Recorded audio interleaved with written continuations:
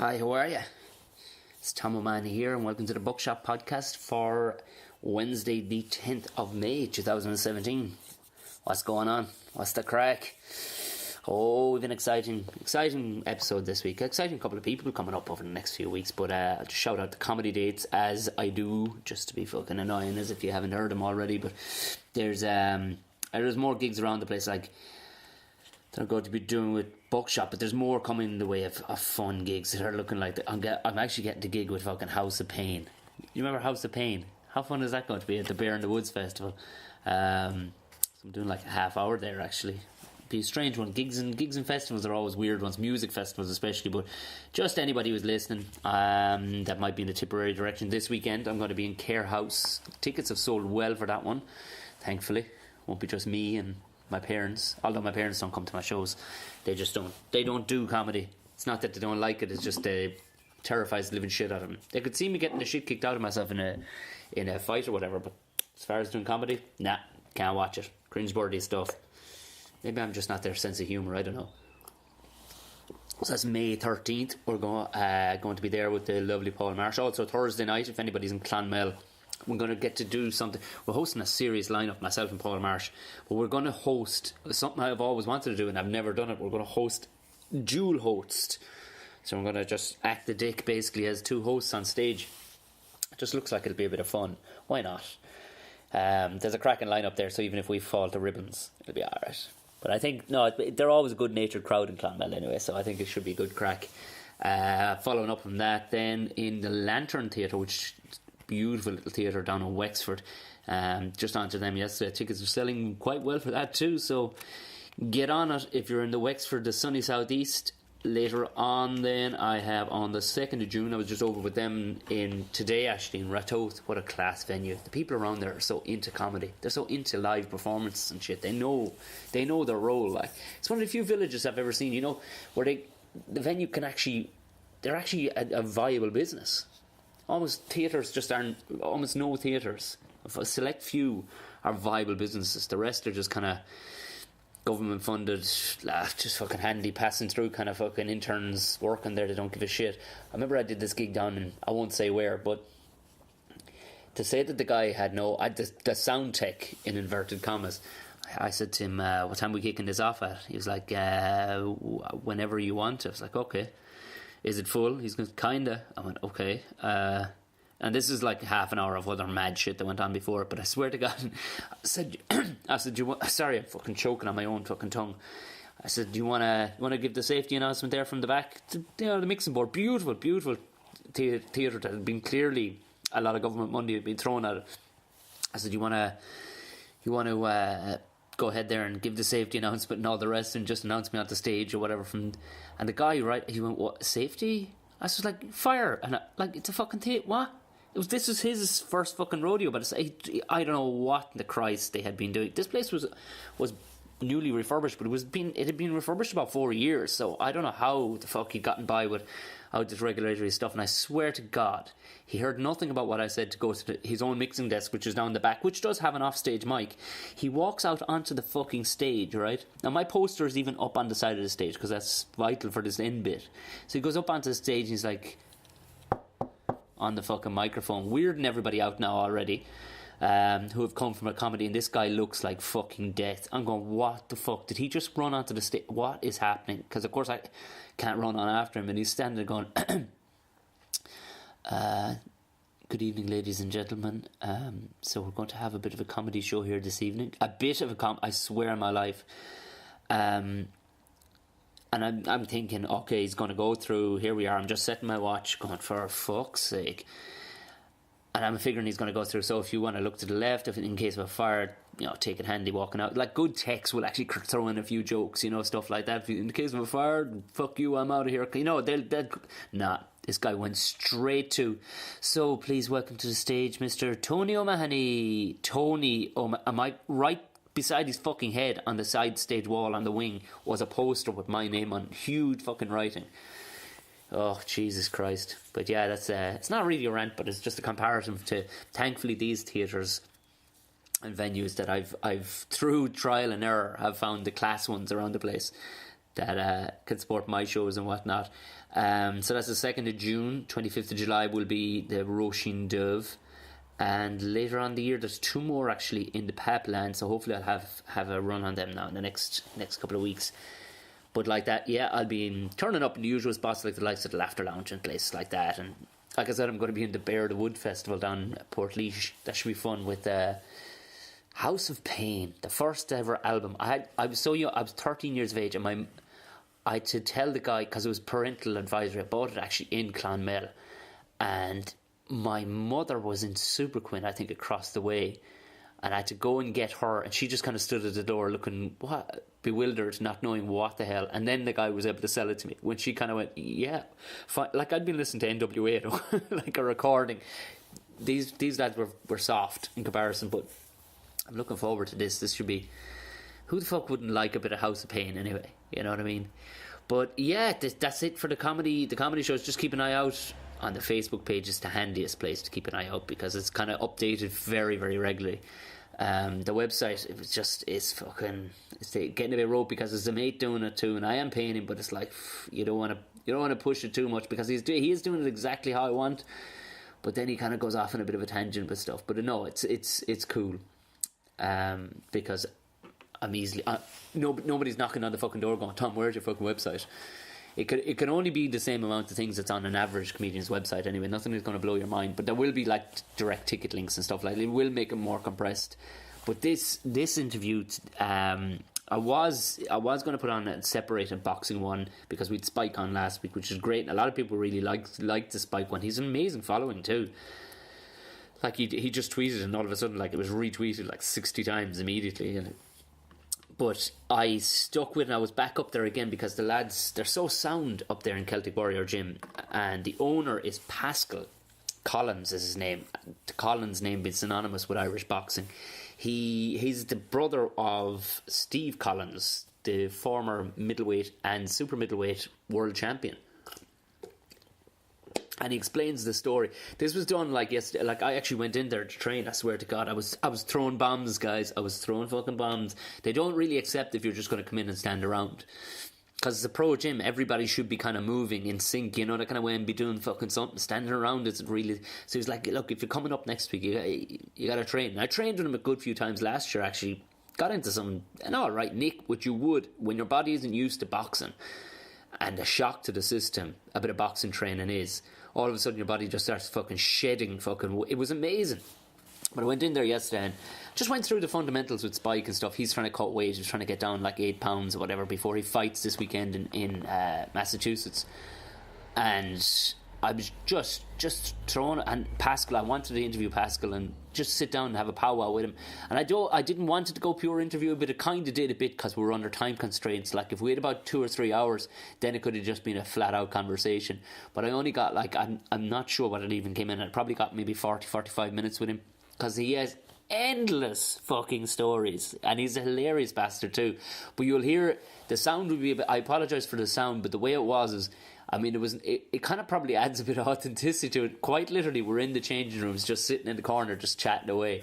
And there's dudes walking in and out, like showering and stuff, and there's guys shouting outside. There's people actually skipping rope right outside the door, and the 2 rings are constantly being used. Like, guys are in sparring non-stop, so you'll hear guys hitting bags, and you'll hear this guy then with like a medicine ball. Fuck me, it sounded like he was dropping a concrete block right outside the wall. So I'm going to try and have it cleaned up as much as I can, but you would still be totally able to hear our conversations. Like, the conversations could have gone, like, you name it. And I mean, he said it beforehand. He goes, look, I don't want to sound like I'm dropping names. I said, no, drop the names. If they're in a story, they're in a fucking story. And I swear to God, Don King came up, like Freddie Roach came up. Anybody who's into boxing will just shit the bed when they hear some of the names that this guy's fucking worked with. Like, good friends with Freddie Roach, who's Manny Pacquiao's fucking coach. Like, just an incredible fucking guy when talking about Conor McGregor. And there should be some fun ones leading out of that, like, because I mean, he would be the leading pro boxing coach in the country right now. There's just no 2 fucking ways about it. Like, he's such a stable of high end fucking athletes. And just kind of the conversation goes where his family's fucking legacy when it comes to high end boxing, like, they've just incredible athletes, every fucking one of them, like, even from different sports, from his nephew Steve Jr., who was Steve Collins' father, played for fucking Wasps. You know what I mean?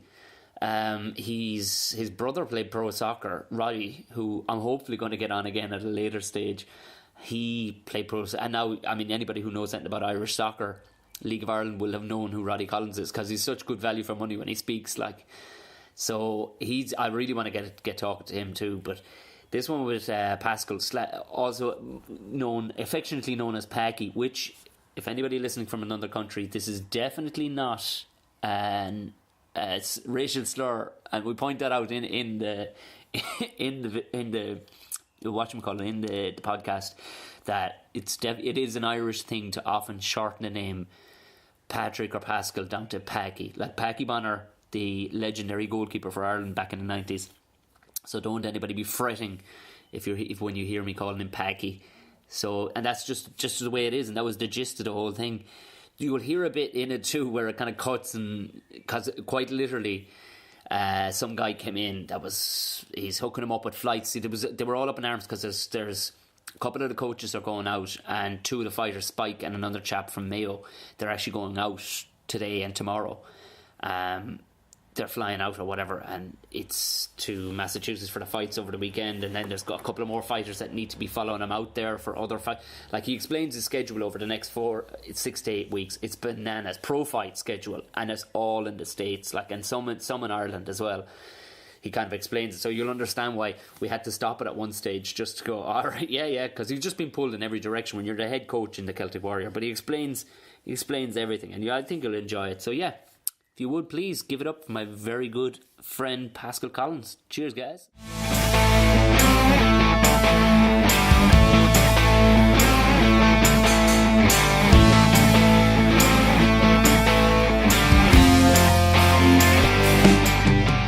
There we are, we're starting. So yeah, Paschal, how are you keep? Is it Paschal, or do you prefer Paschal or Packie? Packie, everyone knows me as, yeah. Unless I'm in Pakistan or London or so. Racial implications, Well, funny enough, I do, when I'm in the UK, I do tell everyone, as you know, my nickname is Packie, like, just so I don't get insulted. Because we've been in some funny situations where, you know, people from Pakistan have been kind of taking a little insult, and people are calling me Packie, but it's not that well. But they're alright, they don't mind too much. So because you're so tied in with boxing. How did that, like, I'm from a boxing background. Well, was your no, but I mean, my father. Right. My father boxed, my uncle's boxed, one of my uncles, Terry Collins, beat Reggie Cray actually as a prize fighter. Jesus. Yes, my dad boxed one of the times. And then my mother met my father through her brother, who was also a boxer. So on both sides of my family, like my mother's brother Jack O'Rourke won something like 27 national titles. He was probably, Jesus. You know, he beat he beat really good fighters. He beat two Olympians that fought in the semi-final and the final of the Mexico Olympics against George Foreman. My uncle had already previously beaten them, and the reason why he didn't fight in the Olympics for us is because he. Did you do any posters? No. Do you have the update? That's alright. It's alright. Just adds to the effect. That's Matt Tony in the background. He what's it called? He the full Celtic Warrior experience. Yeah. So he, Michael Jack, like he was go box for him, but he was working on the ships at the time. He was an engineer, right? And he was sailing to New York, and he got a wire through, but he couldn't. There's no helicopters on them days. Yeah. Go, you know, report for duty, go for it, and he couldn't do it. But in the end, the guy who fought George Foreman in the semi-final, and the guy who fought George Foreman in the final, Michael had previously beaten both of them. So there's good genes there. Yeah. Genes. And I mean, it was always going to be. Have you done? Well, what else have you? Because you were a pro boxer. I played soccer. Yes, yeah. Soccer. I played football actually. I lived in America for too long. Soccer. Basically, that's Spike in the background. You get very jealous. But anyway, I was a great footballer too. I played with Stella Maris here in Ireland, who were one of the top club teams. Yeah. I went down to Mansfield, spent the summer out there playing for the youth team. Yeah. In the UK, and then I kind of got to the stage I was hitting 16, 17, and I make a decision boxing or football. Yeah. I love individual sport. I don't like group teams because you know you put your work in, you put your weight, and then you idiots who aren't pulling away. I kind of, you know, I got sick of that, you know. So no, it was. always boxing for me. What age did you go pro then? Because you obviously fought amateur then. I have to get this right now because I'm only 48 now at the moment. So, but no. I better backdate this right. I was very young when I turned pro. Right. I was probably late teens, early 20s. Oh, right. You just went, this is it. Well, no, I boxed amateur, but I was always around professional gyms with my brother Steve. I never really was around the amateur club, so amateur boxing never suited me. Yeah. You know, I done okay in the amateurs, but I never wanted to box amateur. Yeah. And then when the head guards came in, that was it. I hated it. So when I got the opportunity to go to America in 93, 94, I moved out there. I previously lived there and trained with brother Steve when I was younger, and I knew the Petronellis, gym. Oh yeah, the Petronellis. Marvel, Hagler, Brockton, Massachusetts, you know, and that's where I went. I went out to live there, and I laid down roots there for nearly 16 years. Where did you go first when you went there? You went straight to Brockton? I lived in Boston, right. But I boxed out of Brockton. Right. But because I previously lived there in the States, I knew a lot of people, and I played people I stayed with. And I went and fought out Brockton, made my debut December 94 in the old Boston Garden, and it turns out it was the very last fight in the old Boston Garden. Oh, that's fucking class. Before it was pulled down, so it was a little bit of history that's there. Class. Michael Buffer announced it. No way. My debut, yes. Just so happened I was the one straight after the main event, and he was in the ring, and he just stayed, and he announced my fight. So my debut was Michael Buffer. And with the most amazing hair in the world, yeah. Well, in them days, he was like 93. He was 20 years younger, so he was a very handsome. Yeah, he was very handsome for his age, but he was very handsome, black hair, and you know, he just looked the part. And, yeah. But no, it was a great experience. And how long did you pro box then? I boxed professional for on and off, probably for 10 years. Yeah. I had a real good start to the career. My brother Steve was world champion, so I was coming home fighting a lot of his undercards. Yeah. I was fighting in America. Did that help, or was it a shadow?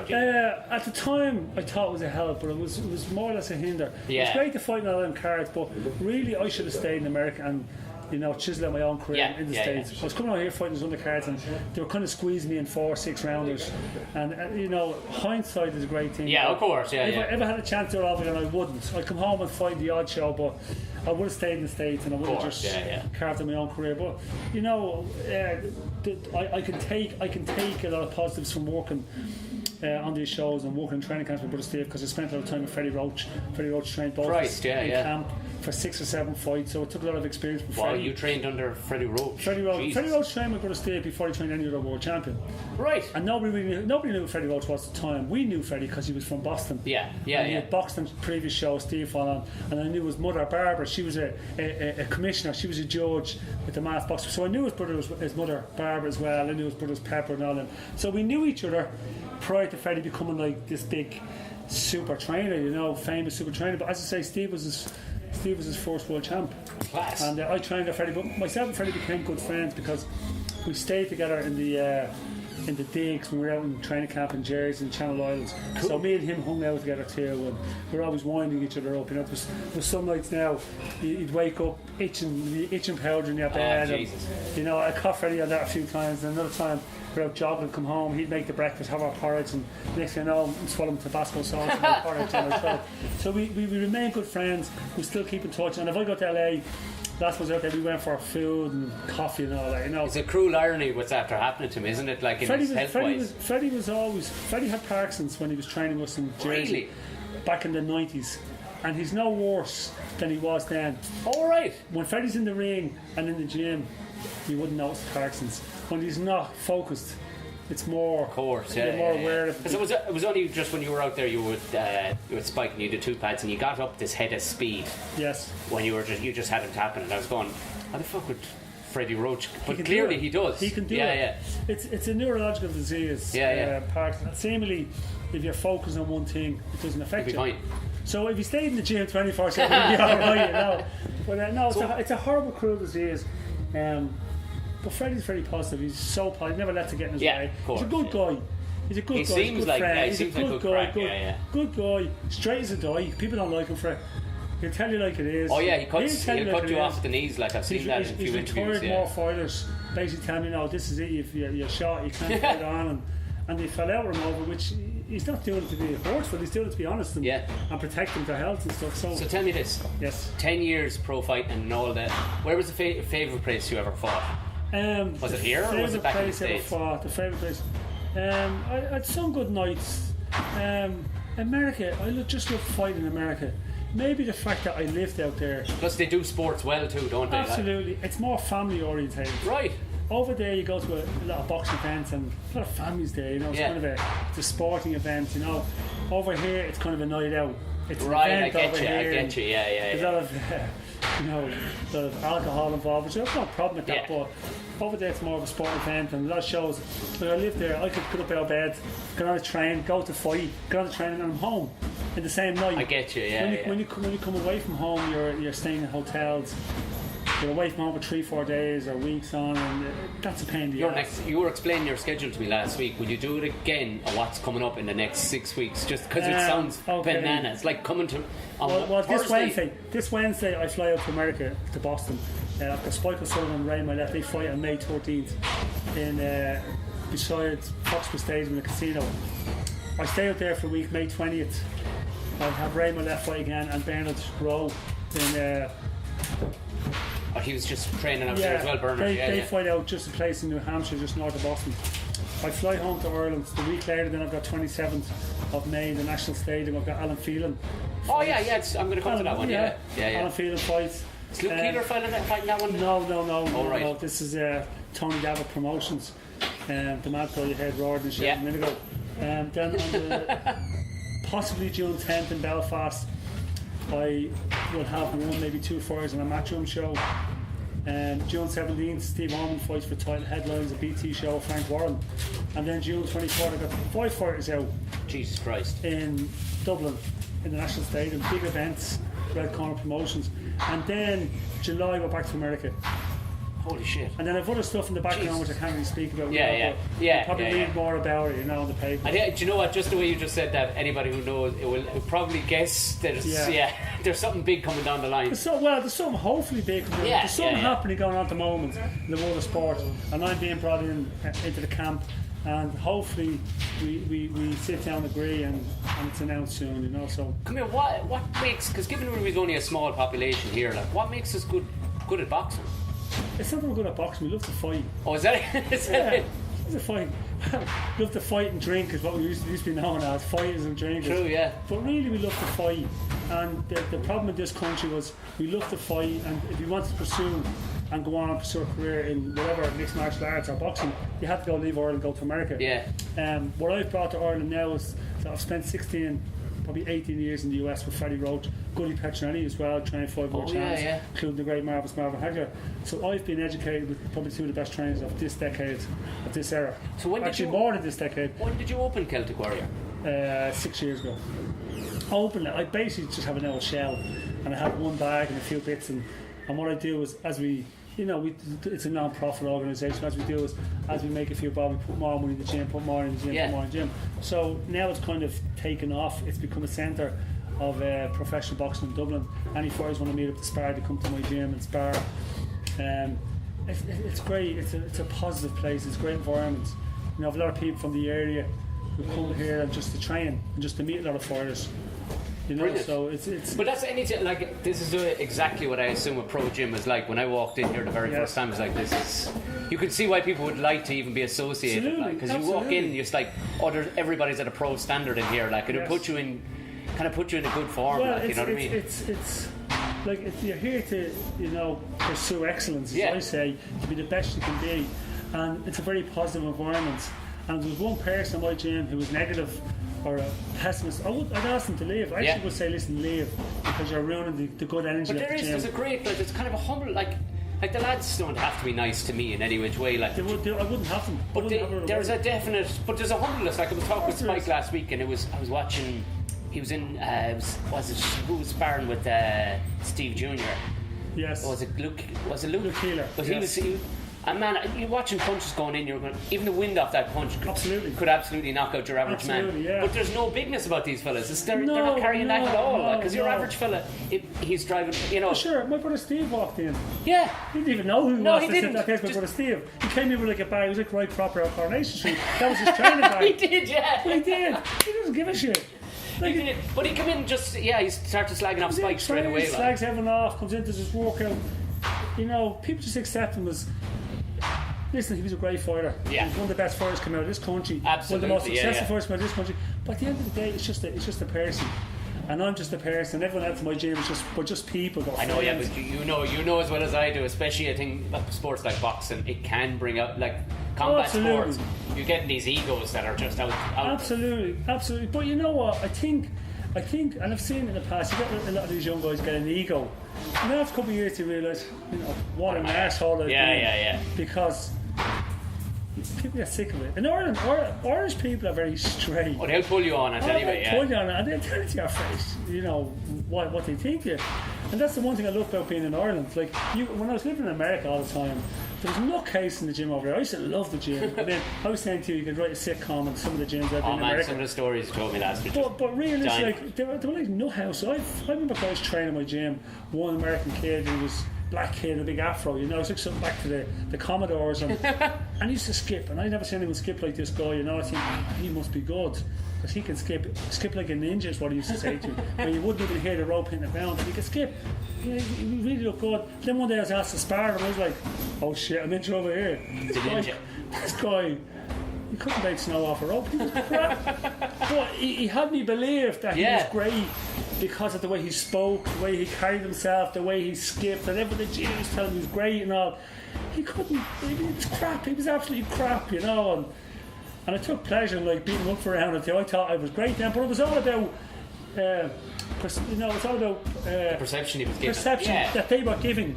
And that's what happens in America. A lot of guys get carried away with themselves. They won a couple of fights and great, and then they get found out. Whereas in Ireland, people don't allow you to have an ego over here. No. I like that about it. I like it about Ireland. You're brought back down to earth very quickly. And so like you were saying, was there? Have you fought into South American places like that? Have you? I've never boxed in South America. I had America. I fought in UK, Ireland. No, never fought in South America. Nobody wants to go fight in South America. That's what I was going to ask. I've heard nobody wants. Because it's either crooked as hell or something weird is going to happen or go down Nobody goes to South America unless you really have to. If you get a world title fight, big load of money, you go there. Yeah. But you don't go there because the fact is, you won't win.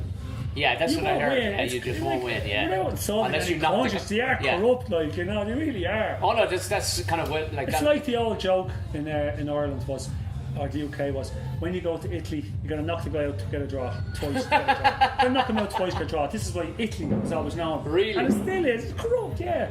But Ireland's not far behind Ireland because I've seen some weird decisions. Yeah. But that's okay because if a guy comes from abroad to Ireland, you got to protect our guys because the UK, I've seen some horrible decisions when Irish fighters go over there.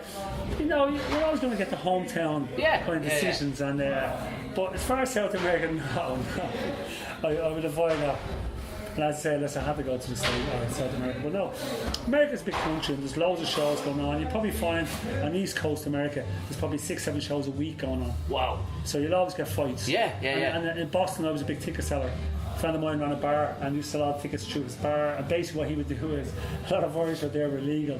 So he had to cash their checks every Friday through his bar. Perfect. So what they didn't realise was they were getting their cash minus $100 for 2 tickets. So they had no choice. So I was like, this is great on tickets, But no, it was. And how often were you fighting? When you were 21 fights. At the start, I was busy. Then there was a couple of fights every now and again. Then what happened was, my first fight in Belfast, I got a really bad cut, clash of heads. Yeah. I think it was probably because I was getting a little bit older too. My skin started to thin a bit. And then is that a thing that happens? Because I was asking Spike about that. I think so. Resilience of skin. Because you see, Michael Collins. Yeah. Like a guy like him puts himself through the fucking meat grinder every time he fights. The same happened with me. Is what would happen to me was as I got, maybe a little older, my skin, my bone structure started to protrude a lot more. So it's getting because they're getting callous build up too. When I was living in America, America's not like Ireland. When you live in America, you gotta work. There's no social welfare over there. If you don't work, you don't pay your bills, you don't pay your rent, and you don't pay for food. You gotta move back to Ireland. So when I was in training camps up there, I was trying to get work when I could. And then what was happening was halfway through the training camp I'd get a headbutt, I'd split, cut my eye. I wouldn't fight, I'd lose out on the money for my fight and I'd have to go back and do a lot of overtime to pay my bills. This happened a couple of times. And then how the change came was myself. Then a friend of mine came out, actually, who was boxing around, Kevin McBride, a heavyweight. Oh, came out to America. Did he fight Tyson? He did indeed. I actually trained him for the fight. That's your man from Monaghan, was it? Yes. Yeah. And what happened was Kevin came out to the States, out to me. He was with my brother Steve in Dublin. They rang up. He got good to do a bit of training. Good was going to be his trainer. And so me and Kevin lived together for a while out there too. That was some crack. I mean, I wouldn't even tell you half the stuff he heard. Kevin's a good guy and great old crack. And so what happened was Kevin was having a big fight in Foxwoods Casino. I was on the undercard. John Dudley was going to be the main event. And about 2 weeks out from the fight, I got a split. Jesus. I got a bad split, and I got something 22 stitches. So I was off the card. But I had been training with Kevin for this fight. I was getting him out running, getting him out of bed in the morning. I was doing pad work, we were doing the different gyms, you know. And he won his fight. So he said, "Listen, I might be fighting Tyson. You're working on this." So I said, "Absolutely." Because I was still cut at the time. I was never retired from boxing. I wasn't a trainer. So I said, "Yeah, I'll work you." By default, you almost became a. So what happened was myself and Kevin booked into a hotel in Brockton. And what we do is we go running in the morning, and then after runs, then I bring them into the gymnasium, and then I get the pads out and we work on game plan for the fight. Yeah. So myself and Kevin sat in a car one day, Jeep, put up a few DVDs of Tyson against Lennox Lewis, against Evander Holyfield, guys who had beaten him. I said, "Right, Kevin, this is how you beat Tyson. When you get close to him, because your size, you lean on him, put your weight in him." You know, and when he starts bending, so uppercuts will work. So this was something that me and Kevin worked on. And I was driving around the car and Kevin looking in the video on the back watching all day. it was a funny outcome. So that's what we'd walk around the gym every day. And then at night we'd go to Goody's gym and they were sparring there. And then the fight came along and Kevin beat Tyson. Yeah. And because of my involvement there, people started calling me up and saying, "Will you train me?" So I realised then that without getting cut, without getting beat up, I could actually make more money and work by training for us. And working boxing, more importantly. Working boxing, but I also have my business. I had a business too, I had a construction company going. Okay, right, yeah. So that way I could work, I could train people, and you know, it was working out. Deadly turn of events. Absolutely. And when, you said 6 years ago you moved here to Cardiff. When were you on the fly before that? Did you actually have a premises? No. What happened was my brother had a gym in Coolmine, my brother Roddy. He did kind of gym, boxing, fitness training. Serious family, Yeah. So Roddy goes on to coaching soccer teams. Roddy's actually, funny enough, Roddy's now coaching. He's going to be the coach of Athlone Town, who are a bit of controversy at the moment. Right, yeah. Match fixing or something. But Roddy's home next week. He's going to take over Athlone Town. So he's. No, we just. He loves football. I love boxing. Roddy loves football. He's very good at what he does. Yeah. He's very good at what he does, and he has a bit of personality about him. He's a great talker too. Great talker. That's why you hear him on the radio the whole time. But if you came in and seen Roddy here, he'd be just like one of the lads. Yeah. He'd have to crack with you. He loves to crack. He's a great man to have to crack with. But he's very good at what he does. He's a very good football coach, and I'm happy now he's back in football because he was miserable when he finished at Waterford, and so we all needed this gym. Steve is home from the UK. Roddy's up. This is our kind of meeting place as well. It's like a little family meeting place. A lot of people from the area who train here who don't box. Just keeps them. I see that. Yeah, there's a couple of one or two lads there. And keeps them mentally happy, you know. But there's a good buzz in here. Like I said, when you hang around, I'm always interested in I suppose people that excel. Like you said, this is a centre for excellence. Yes. And that's the thing. It would put you in. The vibes are good when you have people who excel just around you, don't you? Absolutely. You'll go for that extra they all minute. bounce off each other. Yeah. And they help each other. Like I remember when I was boxing in the States, you had a lot of free time in your hands out there. Because like my wife lives in Ireland, I live out there on my own. All right. So you're out there training, you're doing a bit of work, a lot of time free. So I always wanted to go back to school. So I went back and I studied psychology. I never finished the degree, but I've done certain aspects, done certain diplomas, certificates. There's a lot you could apply to history of sports psychology. But that's why I did it for myself, not to teach it. So I've done the history psychology, child psychology, sports psychology. I came home then I went to another diploma in sports psychology here in Ireland. So I've always been reading books and I've always been studying psychology and the power of the mind. That's class. Absolutely, and that's what I try and instill that here in the gym with fighters because, you know, I won't let a guy. Like my mantra when a guy comes back to Conor, I always ask him how do you feel. Yeah. They say I feel good. I say no, you feel great. And eventually keep repeating, repetition. And eventually, how do you feel? I feel great. if I say I feel great, I believe I feel great. Yeah. It's a mental thing. Yeah. And it's something in Ireland we have to work on. Everybody, all sports. I know we are very downbeaten, downtrodden in Ireland. Like we're very downbeaten. We're a very hard-working nation. We're a very hard-working nation. But if we actually believe that Conor McGregor, right? Conor McGregor's trained in my gym a number of times. Comes up and we do a bit of pad work every now and again. When Conor walks into the gym, I tell people this: there's an air about him. There's a glow off him. There's a glow about him of energy, and he's so positive. Yeah. Not arrogance. People think he's arrogant. No, he's just unapologetic about his ability. Like, well, just... it's not even that. A lot of media is for to sell fights. Yeah. He's doing his job as a his media work to sell fights. That's what he's got. I'm very good at doing that. But when he comes to the gym, he walks in here, he's like any other person.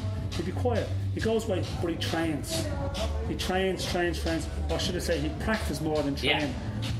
But he's very positive. Right. And he's energetic, and he'll ask it a question, and he'll explain something, and then he'll go off and he'll practice. And it's all the fighters in this gym are the same. I'd say, right, I will never criticise a fighter. Doesn't look like they're working. It looks like they're enjoying it. Of course, yeah. I would never criticise a fighter. I just improve them. Yeah. We all make mistakes, and there's certain mistakes you make that cannot be reversed. Of course, yeah. So what you're trying to do is find a way around that. Around of improving them without trying to correct the mistake, and that's what I do. I always go beyond, what's in front of me.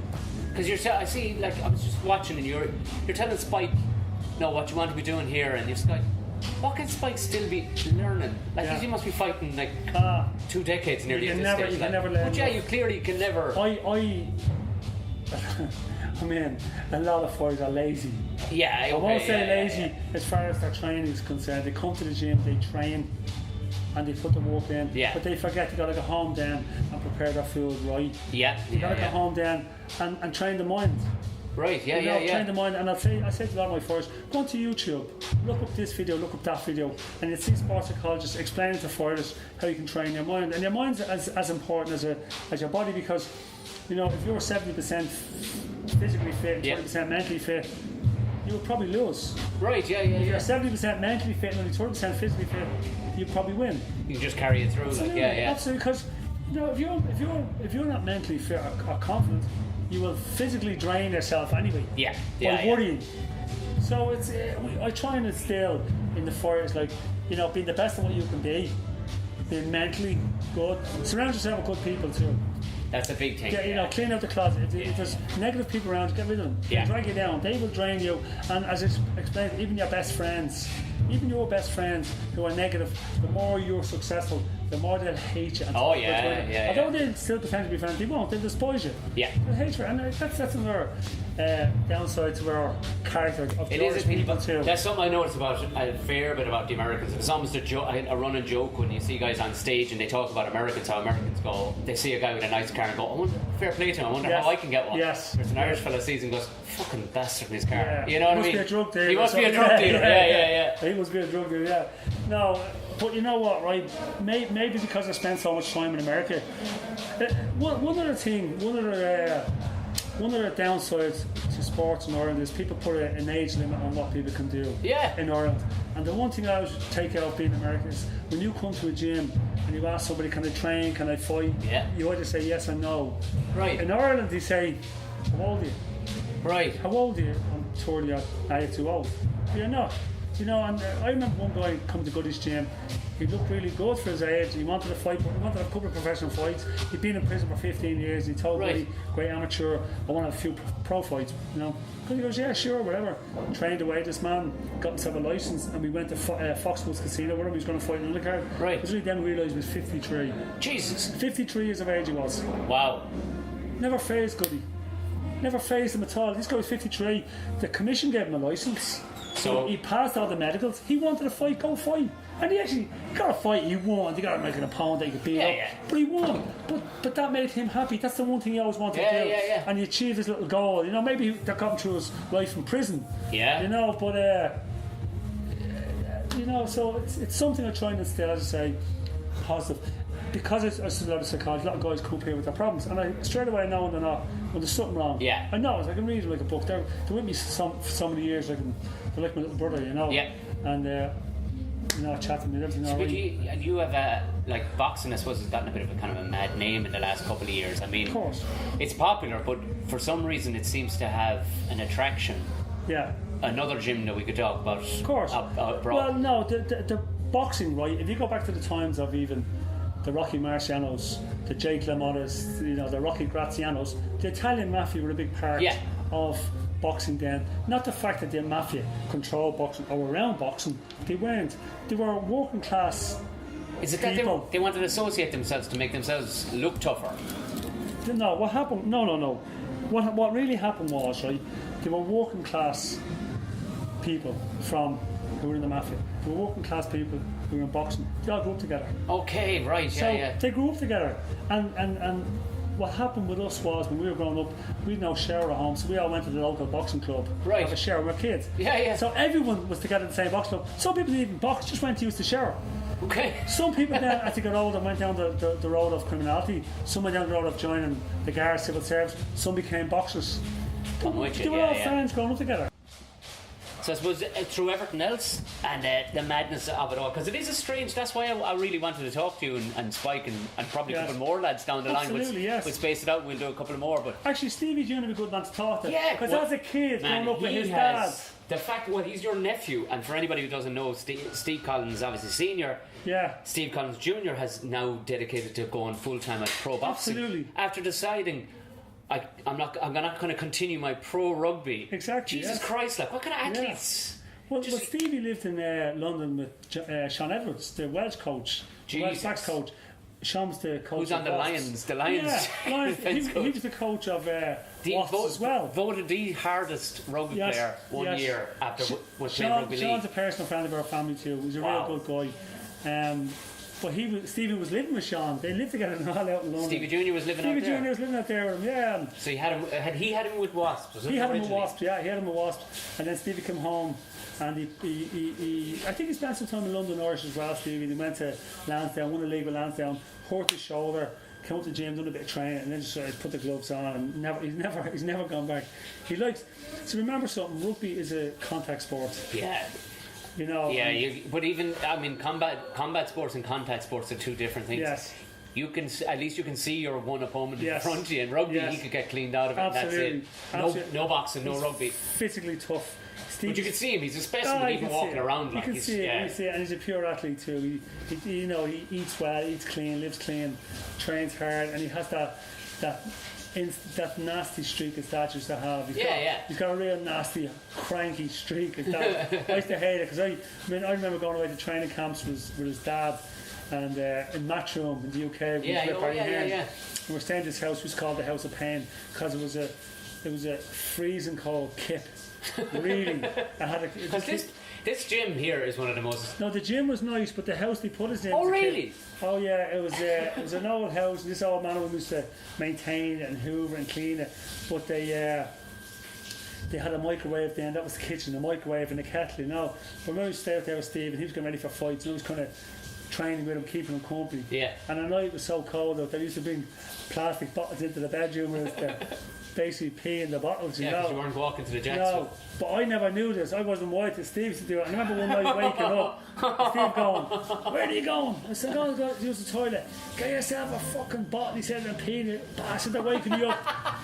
So that was, and then other times, like, we go into his laundry, and I'd be carrying his laundry.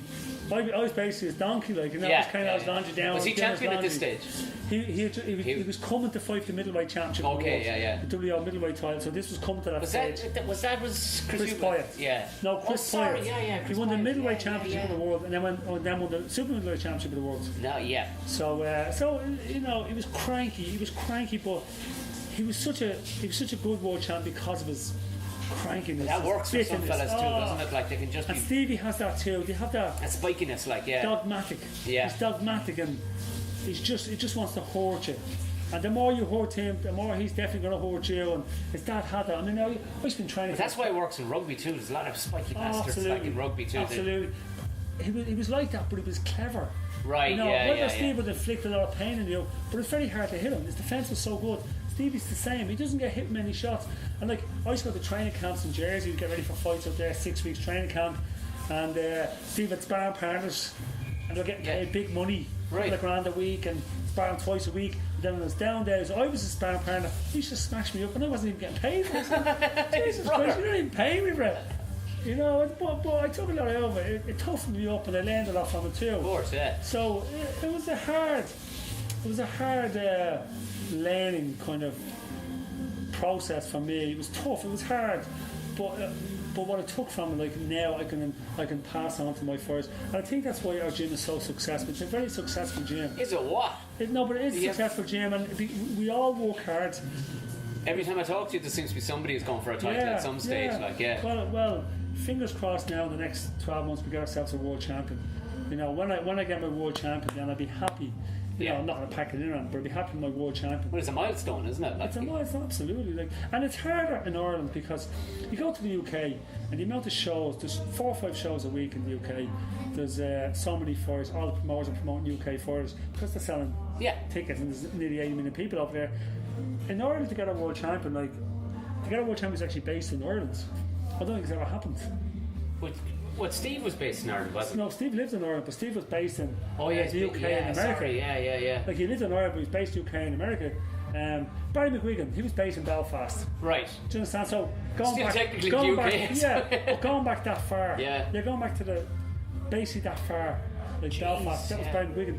But there's nobody. Bernard Dunn, no, he wasn't here either. Oh no, sorry, actually, yeah. I'm actually going to go play football with Bernard Dunn tonight. I remember that one, yeah. I play football on Monday night. We're going to play football together. Bernard Dunn was based in Belfast too. Right. So, Dublin, we go back, we in Dublin. But even you just talked about over a period of nearly 25 years there, and you could only pick out 2 that were based. But even Wayne McCullough was based in the States, wasn't he? Yeah. You know, so it'd be nice to have a homegrown fighter who's living in Dublin, who's training in Dublin, becomes a world champion. And is it actually physically difficult to negotiate? Do you do the negotiating for it? I negotiate most of my fighters. Right. I manage and train most of my fighters. A couple of fighters I just train, I don't manage. Yeah. And it can be difficult enough, but I've got a very good relationship with Eddie Hearn, Frank Warren. I can pick up the phone. Actually, a great relationship with Don King in America. Really? And like, what's he like on the phone? Well, you know, in person, I've gone for dinner with Don King. I've been around a number of times, and you know, we all hear stories. You always hear bad stories about people. You never hear good stories. But like, there was one time I was negotiating with him in Florida with Don King for Kevin McBride. This is still hilarious. I was saying to Don, like, you know, why would I trust you with all the bad stories you hear about? He goes, well, you hear the one story basically about Tim Witherspoon getting paid crap money when he fought Frank Bruno. He said Frank Bruno got paid 10 times more money even though he wasn't the champion. He said, what it came down to was Frank Bruno's people were better negotiators. They negotiated more money. He said, I agreed to the table what Witherspoon was getting paid. They asked for a certain amount, I gave them a certain amount. Bruno's people negotiated more, they got the same amount. He said, when they all find out who got paid what, then they all kicked up, obviously. But you know, when you negotiate, he's not to blame in that. When you negotiate with me, he said, we get to a point where it's a deal breaker. If we agree, we agree. If we don't, we don't. He said, but so make sure you negotiate well. But then there's a fighter called Cleveland Williams, who was Don King's fighter, heavyweight. Right.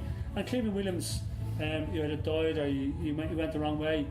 But Don King still gives his wife money. He still sends his wife a check. Yes, like a pension. So he still there's stories you don't hear about. No, you don't hear about. And I enjoyed his company. And if there was fights in North America when we lived out there and was with Kevin, he'd fly us up first class. He'd put us up in Hilton hotels, ringside seats. You know, it was a great time. You can't. Absolutely. It was you know, great times. One night in the gym, I think I was telling this story last week about 3 Dog Night. 3 Dog Night. Oh yeah, 3 Dog Night. The band 3 Dog Night came in. I never who they were. Then they started singing in the gym, and we're training. Like this is actually in the gym. In the gym, and we're training, and they're singing. And they're like, this is surreal, you know. Have you ever been tempted to have a band up here? We have had a band up here. We've had we've had bands up here. Well, not bands, we've had singers up here, like Ken Casey, Dropkick Murphys, now they've been here. Oh yeah, Jesus, you're tied in with Dropkick Murphys, of course. Jesus, do you know what, to be honest with you, right, one thing, if somebody walks in here, they could be an actor, they could be, a singer. I wouldn't have a clue who they were. Am I imagining this story? I could have dreamt this story. Yes. Did you tell me you trained Matthew McConaughey? What happened was, there was a gym in Cape Street called the Olympus, and upstairs my brother Steve had rented because we were training fighters there. And I was home from America training for a fight, And this guy comes in with Tommy Donnelly, who's the owner. He goes, Packie wants to meet Matthew McConaughey. He's an actor. He's over from America. He's making a film. And I was like, oh yeah. What movie was he making? I didn't know who he was. And I'm saying, like, well, what films are you in? He's telling me all these films, and I never heard of him. I never heard of him. So there was a movie called Rain of Fire at the time. Oh, the Dragons one? Yeah. Well, I never saw it. I actually never saw it. Yeah, no, it was actually not a bad movie. Yeah. But for 6 weeks, was in it as well, he was staying in Marshall. There's another guy, I didn't know who he was either, right? And they were staying in Marshall Tab, they wanted a real gym. So they hung out. Matthew is a stunt double, so they're all skinhead beards. Yeah. They'd hang out at night then with Tommy. Tommy bring them all different pubs, and they just loved the crack. And they loved the fact that no one knew who they were and no one bothered them. And for 6 weeks, I was in the gym training with them. And then one night, they had an event in Smithfield. It was a band called the Buena Vista Social Club. Yes, and yeah. Matthew was saying to me, listen, I have the upstairs rented, beers, and come along, invite me and my wife along. And we went along, and we just gone to an event and a band playing and stuff like that. So until we got there, my wife realised who was. That's Paschal McConaughey, the actor. Who is he? Yeah. Your wife recognised him. Listen, still didn't know who he was. I remember one day I talked to him about, I just bought a house with 3 acres of land. He was like, yeah, that's good. So I've got like 10,000 of acres. Like, Jesus Christ, he must be a good actor. Orlando's cheap in Texas. I think the reason why I get on a lot of these people is don't get carried away. I don't care what people do or what they do as a job. You know, if they're nice people and you enjoy being in that company, I like them for that. I don't. So yeah, it's a great attitude. Right, anyway, on that note, we might continue this again. Yeah, we will. God, there's loads more stories of this. I've got loads of stories. I can actually reveal a few stories, but I won't do that now.